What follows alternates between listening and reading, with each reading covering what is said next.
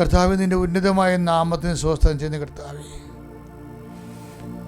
കർത്താവ് നിൻ്റെ വിശുദ്ധ പൗരോഹിത്യത്തെ മഹത്വപ്പെടുത്തണമേ കർത്താവ് സഭയിലുള്ള സാന്നിധ്യം പ്രകടമാക്കണം. 39 വർഷം ഞാൻ അർപ്പിച്ച കൃപാന്റെ യോഗ്യതയാൽ കൃപാസ്ഥാനത്താരെ ജീവനോടെ പ്രത്യക്ഷപ്പെട്ട പരിശുദ്ധമ്മയുടെ മാധ്യസ്ഥത്തിലെ ഞാൽത്താറയിൽ നടന്ന 10,000 ആരാധനയുടെ യോഗശക്തിയാൽ അങ്ങനെ മക്കൾക്ക് വേണ്ടി ഞാൻ പ്രാർത്ഥിക്കുന്നു. ഈശോ, ഇന്ന് ഈ ദിവസം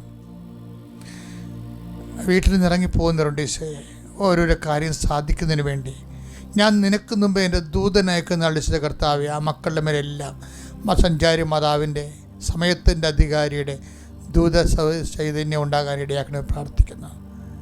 കർത്താവ് നിൻ്റെ ഉന്നതമായ നാമത്തെ സ്വസ്ഥം ചെയ്യുന്ന കർത്താവെ, ഓഫീസിൽ നിന്ന് ഇറങ്ങിപ്പോകുന്നവരുണ്ട് ഈശോയെ, അവർ ചെന്ന് ജോലി ചെയ്യുന്ന രാജ്യങ്ങളിൽ നിന്നും അവരുടെ ഹോസ്റ്റലിൽ നിന്നും അവരുടെ താമസ സ്ഥലങ്ങളിൽ നിന്നും ഓരോരോ കാര്യത്തിനായി ഇന്ന് ഇറങ്ങിപ്പോകുന്നവരുണ്ട് ഈശോയെ. അവർ കണ്ടുമുട്ടുന്ന വ്യക്തികളെ സംബന്ധിച്ച് പ്രാർത്ഥിക്കുന്നു, ഇടപെടുന്ന വിഷയങ്ങളെ സംബന്ധിച്ച് പ്രാർത്ഥിക്കുന്നു, അവർ ഒപ്പിടുന്ന കടലാസ് സംബന്ധിച്ച് പ്രാർത്ഥിക്കുന്നു. കർത്താവെ, അവർ കണ്ടുമുട്ടുന്ന വ്യക്തികളോട് സംസാരിക്കുന്ന സംസാരത്തെ സംബന്ധിച്ച് പ്രാർത്ഥിക്കുന്നു. എൻ്റെ കർത്താവെ, നീ തന്നെയായിരിക്കണേ കർത്താവ് മൂന്നാമതൊരാളായിട്ട് അവിടെ നിൽക്കേണ്ടത്. കർത്താവ്, വാഹനം ഹയർ ചെയ്ത് ഉപയോഗിക്കുന്നവർ, ട്രെയിനിൽ പോകുന്നവർ, മറ്റു വാഹനങ്ങളിൽ പോകുന്നവർ അപകടമില്ലാതെ വീട്ടിലെത്തുന്നതിന് വേണ്ടി യാത്രയെ സംബന്ധിച്ച് പ്രാർത്ഥിക്കുന്നു.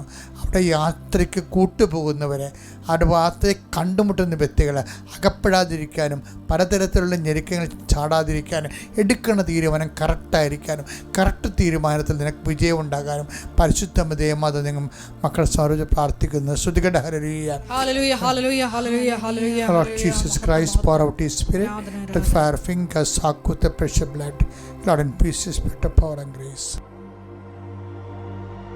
ബൈബിളിലെ നിർഭയത്വം എന്ന് പറഞ്ഞാൽ എന്താണ്?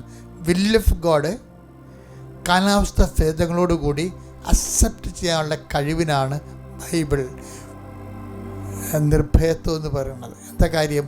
ഈ നിർഭയത്വത്തിൻ്റെ കൂടെ വേറൊരു സാധനം വരുന്നുണ്ട്. Fear not, the kingdom of God is at hand.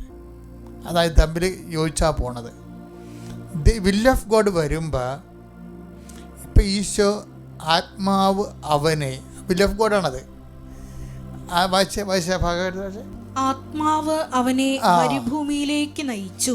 ഒന്ന് പറഞ്ഞ മക്കളും, ആത്മാവ് അവനെ മരുഭൂമിയിലേക്ക് നയിച്ചു. ഇപ്പൊ ഒരു ദൈവ പൈതലാകുമ്പോൾ സ്വാഭാവികമായിട്ടും മരുഭൂമിയാണെങ്കിലും നയിക്കണ ദൈവമാണെന്നൊരു ബോധം ഉണ്ടാകണം. ഇപ്പം കടമാണ്, രോഗമാണ്, ഭർത്താവ് എന്നോട് സംശയമാണ്, എൻ്റെ മക്കളുടെ മുമ്പിൽ എനിക്ക് വരയില്ല എന്നൊക്കെ പറയാം നമുക്ക്. അപ്പോഴും ഓർക്കണം, ദൈവവേദനെ നീ പതറരുത്, ഭയപ്പെടുകയും ചെയ്യരുത്. എന്താണ്? നയിക്കണത് ദൈവമാണെന്നുള്ള ബോധം ഉണ്ടാകണം. ആത്മാവ് അവനെ എങ്ങോട്ട് നയിച്ചു? ആത്മാവ് പണ്ട് വരെ നയിച്ചു. എങ്ങോട്ടാണ് നയിച്ചത്? ജോർദാൻ നദിയിലേക്ക്, നിശ്ചലമായ ജലാശയത്തിലേക്ക് നയിച്ച അതേ ആത്മാവ് തന്നെ ഒന്നുണ്ടുറങ്ങി എഴുന്നേറ്റപ്പോൾ കാലാവസ്ഥ മാറി. എന്താണ്? ആത്മാവ് അവനെ മരുഭൂമിയിലേക്ക് നയിച്ചു. ഇതേ ആത്മാവ് തന്നെ. ഇത് അക്സെപ്റ്റ് ചെയ്യാൻ പറ്റുന്നില്ല. ഇത് അക്സെപ്റ്റ് ചെയ്യണമെങ്കിൽ മിനിമം ധൈര്യം വേണം. കാര്യം നമുക്കിത് must we not take sorrow too. അതാണ് നമ്മൾ കഴിഞ്ഞ ദിവസങ്ങളിലെല്ലാം ഈ ദിവസങ്ങളെല്ലാം കണ്ടുകൊണ്ടിരിക്കുന്നത്, ഇപ്പോൾ പറഞ്ഞുകൊണ്ടിരിക്കുന്നത് തന്നെയാണ്. അതായത് ഇതെല്ലാം കണക്റ്റഡാണ്.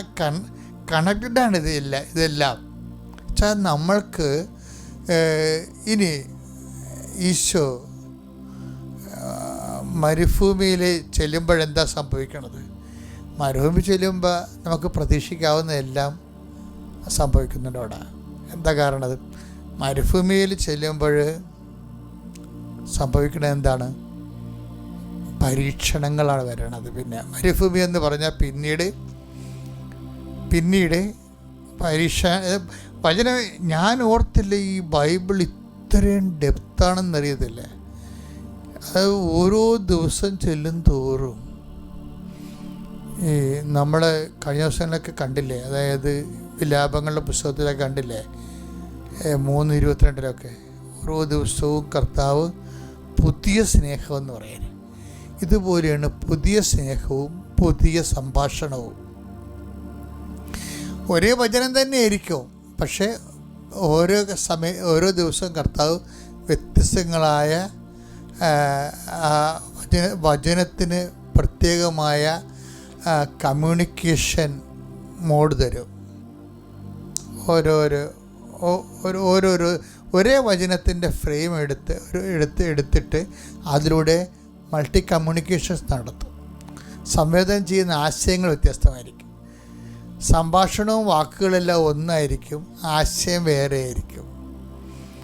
അങ്ങനെ വചനം കമ്മ്യൂണിക്കബിൾ ആകണത്. സംഭാഷണമൊക്കെ എല്ലാം ഒന്നായിരിക്കും, ആശയം വേറെ ആയിരിക്കും. പലപ്പോഴും അതാണ് ഈ ഓരോ പ്രഭാതത്തിലും. വിലാപങ്ങൾ 3:22-23. വിലാപങ്ങൾ 3:22-23. കർത്താവിന്റെ സ്നേഹം ഒരിക്കലും അസ്തമിക്കുന്നില്ല. അവിടുത്തെ കാരുണ്യം അവസാനിക്കുന്നില്ല. ഓരോ പ്രഭാതത്തിലെ അത് പുതിയതാണ്. അവിടുത്തെ വിശ്വസ്തത ഉന്നതമാണ്.